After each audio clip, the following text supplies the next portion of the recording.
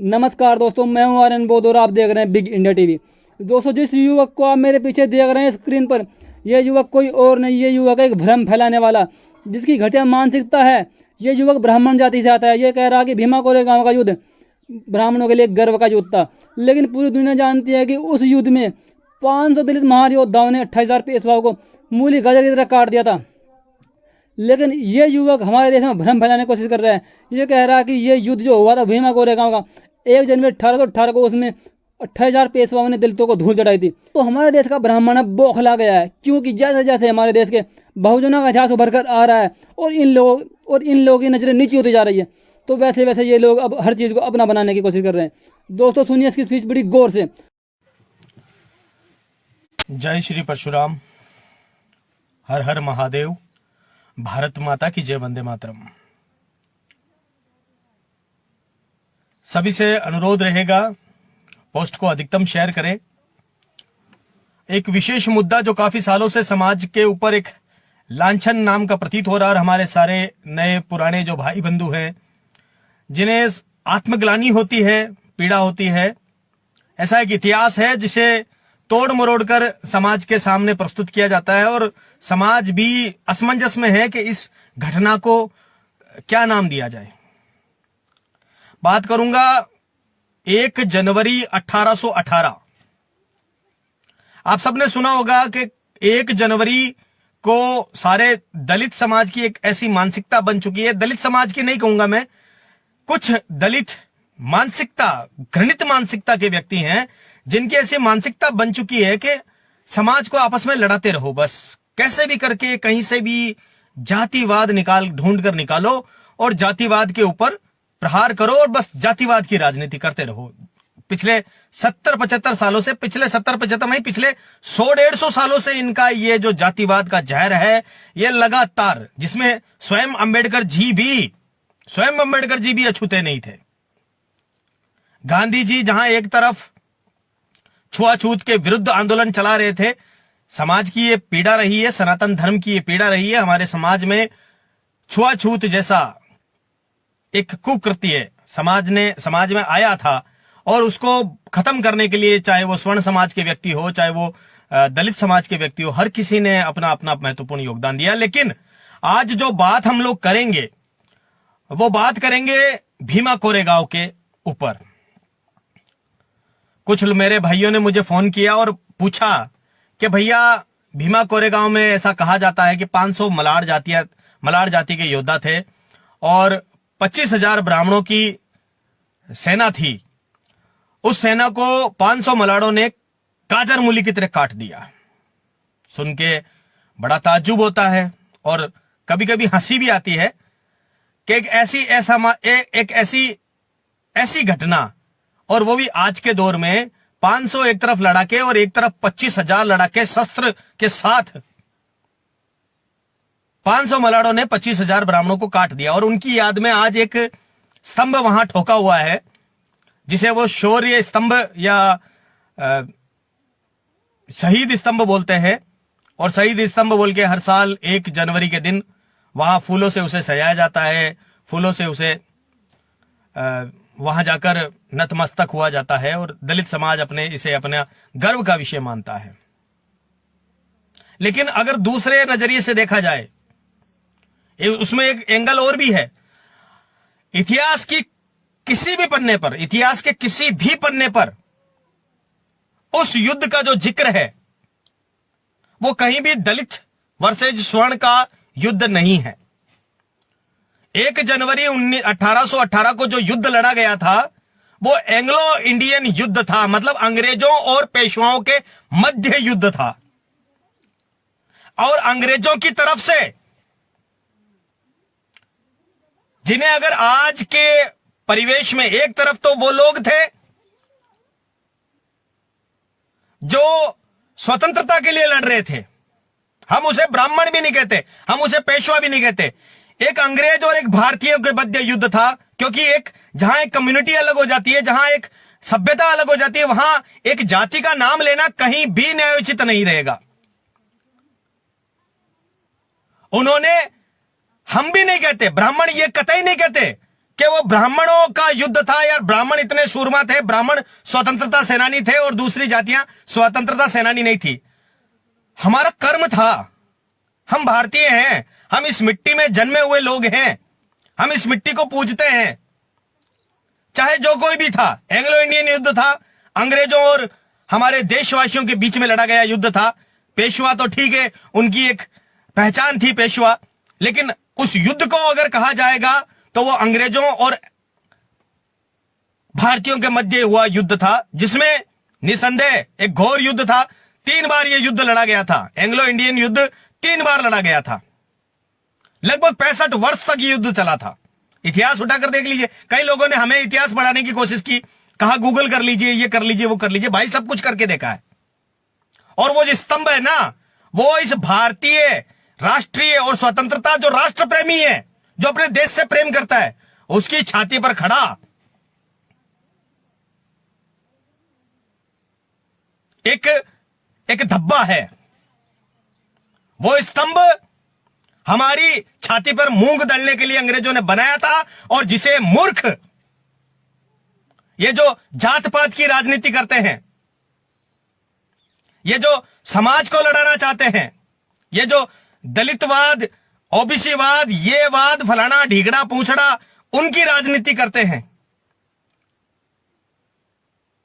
ये इन मूर्खों की पहचान है। इन मूर्खों के मुंह पे थूका हुआ, ताकि तुम इनकी जिंदगी भर, अंग्रेज चले गए, पिछले 75 साल से हम लोग स्वतंत्र हैं, लेकिन इनकी मानसिकता आज भी परतंत्र है।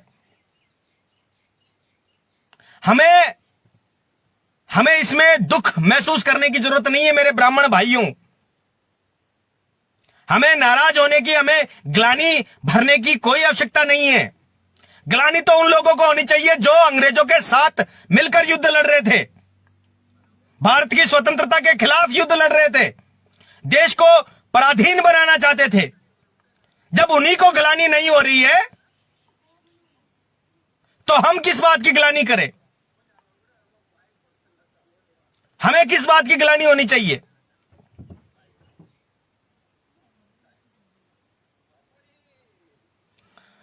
तो भीमा कोरेगांव का सत्य स्वयं जाने। भीमा कोरेगांव का जो स्तंभ है, उसे कतई न्यायोचित और जातिवादी मानसिकता से देखने की आवश्यकता ही नहीं है। गुलाम भारत में, जब हम गुलामी के दौर में थे, उस समय उन साहसी पेशवाओं द्वारा अंग्रेजों के विरुद्ध 65 साल लंबा चला युद्ध का अंत था 1 जनवरी 1818, और उसके बाद संधियां भी हुई, उसके बाद संधि हुई, और अंग्रेजों ने भारतीय स्वतंत्रता सेनानियों के मुंह पे कालिक पोतते हुए उस स्तंभ को बनाया, और उसकी रक्षा के लिए अफ्रीकियों को लगाया, उसकी रक्षा के लिए अफ्रीकियों को लगाया। पहले मूर्ख बनाया, अपनी तरफ से लड़वाया, मरवाया।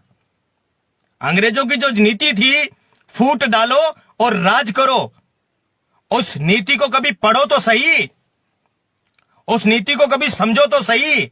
बस मुंह उठा के सनातन संस्कृति का विरोध करना, भारतीयता का विरोध करना, स्वतंत्रता सेनानियों का विरोध करना,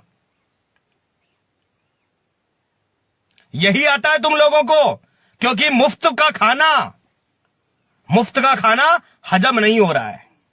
यही सत्यता है, यही सच है। मुफ्त का खाना हजम नहीं कर पा रहे हैं। नहीं तो इतिहास छुपा हुआ नहीं है।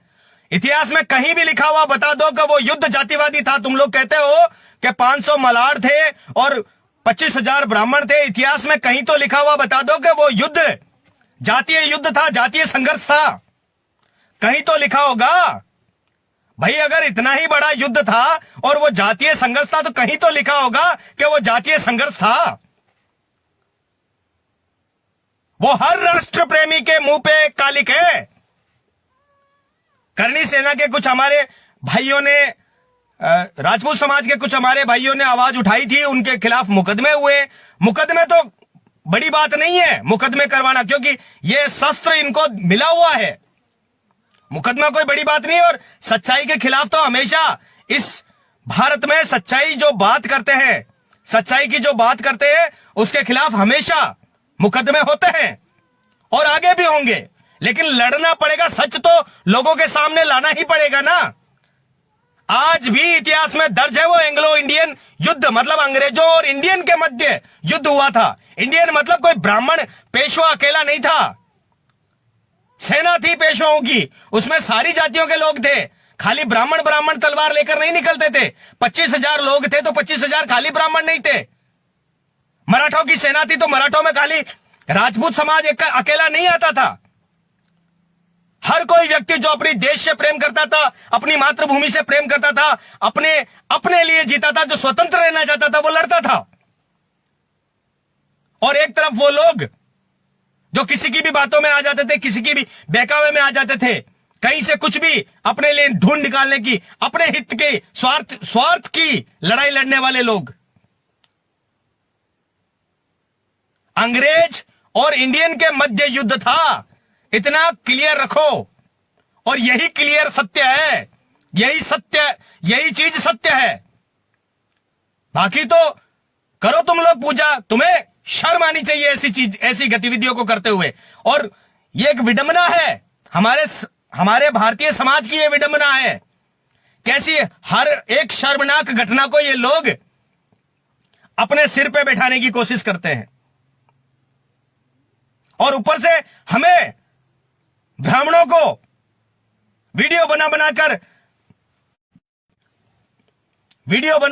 ब्राह्मणों को उत्तेजित करने का कार्य करते हैं। ब्राह्मणों को उत्तेजित करने का कार्य करते हैं, ब्राह्मणों को ग्लानि भरवाने का कि 25,000 ब्राह्मण मारे गए थे।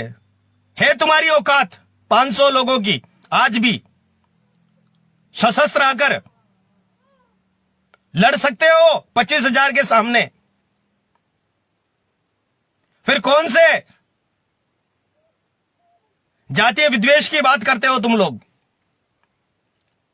इतिहास को तोड़ मरोड़ कर परोसना, झूठे तथ्यों को सामने लाना और अपनी जनता को भ्रमित करना, अपने लोगों को भ्रमित करना। मैं तो अपने सारे दलित भाइयों से भी कहूंगा, हमारे सनातन संस्कृति में जरूर कुछ गलतियां हुई है।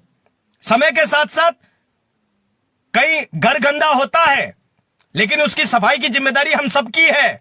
हम सबका नैतिक दायित्व है कि हमारे घर में जो गंदगी पसरी है उसे हम सबको मिलकर समाप्त करना पड़ेगा।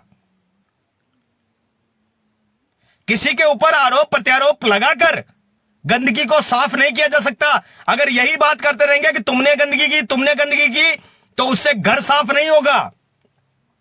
अगर हमारे सनातन संस्कृति में किसी भी प्रकार के मनभेद उत्पन्न हुए हैं तो उसे बैठकर हम सबको समाप्त करना पड़ेगा।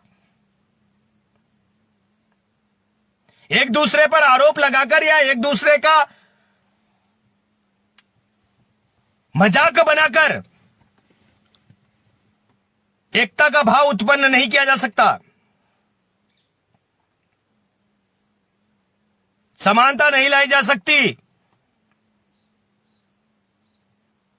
एक की थाली में घी ज्यादा डालकर दूसरे की थाली को सूखा रख के समानता का भाव नहीं उत्पन्न होगा। एक भाई लिख रहा है दलितों को आरक्षण दो, कितना दें, क्या दें?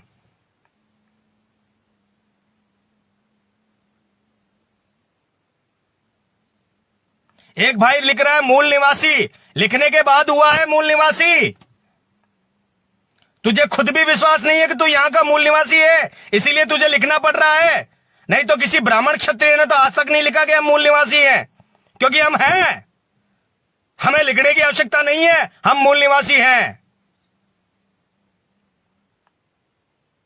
हमें लिखने की आवश्यकता नहीं है कि हम मूल निवासी हैं। जिन्हें लिखने की आवश्यकता होती है, जिन्हें अपने मूल निवासी होने पे संदेह होता है ना, वो लिखते हैं मूल निवासी हैं। जिन्हें अपने ऊपर संदेह होता है वो लिखेंगे हम मूल निवासी हैं, हमें अपने मूल निवासी होने पे किसी भी प्रकार का संदेह नहीं है। तो जो सत्यता थी वो मैंने आपके सामने डाल दी है। अब चाहे किसी की सुलगे तो सुलगने दो, किसी की जले तो जलने दो।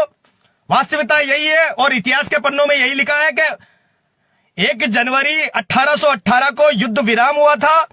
एंग्लो इंडियन युद्ध था, अंग्रेजों और भारतीयों के मध्य युद्ध था। किसी भी जातीय संघर्ष का वो परिणाम नहीं था और कोई जातीय युद्ध नहीं था। अंग्रेज महाराष्ट्र पर कब्जा करना चाहते थे और उनकी तरफ से वो लड़ा हुआ युद्ध था, जहां पेशवाओं की सेना में सिर्फ ब्राह्मण नहीं सारे समाज के लोग थे और वो भारतीयों का युद्ध था, कोई ब्राह्मणों का युद्ध नहीं था। तो ये झूठी बातें हैं, बिल्कुल झूठे तथ्य हैं, जिसे सुनकर अगर सच्चा कोई मानता है तो वो भी गलत व्याख्या को ही परिवेश कर रहा, गलत को ही धारण कर रहा है। सत्यता को ढूंढे, सत्यता को खोजे। अगर आप पढ़े लिखे हैं, चाहे दलित है, चाहे किसी भी पोस्ट पर है, अगर आप पढ़े लिखे समझदार हैं, तब आप मेरी बातों को समझ पाएंगे। वरना कितना ही बोल लो, कितना ही समझा लो, भैंस के आगे बीन बजाने से ना तो कोई फायदा है ना कोई मतलब है। तो समझदार पढ़े लिखे लोग हैं, मेरे दलित भाई हैं, वो भी मेरी बात को समझ लेंगे कि वास्तविकता क्या थी और क्यों ये लोग उस युद्ध को जातीय नाम देकर, जातीय विधान देकर, जातीय बनाकर हम एक समाज को तोड़ना चाहते हैं। क्यों तोड़ना चाहते हैं ये आप स्वयं समझे। जय जय परशुराम, हर हर महादेव, भारत माता की जय, वंदे मातरम।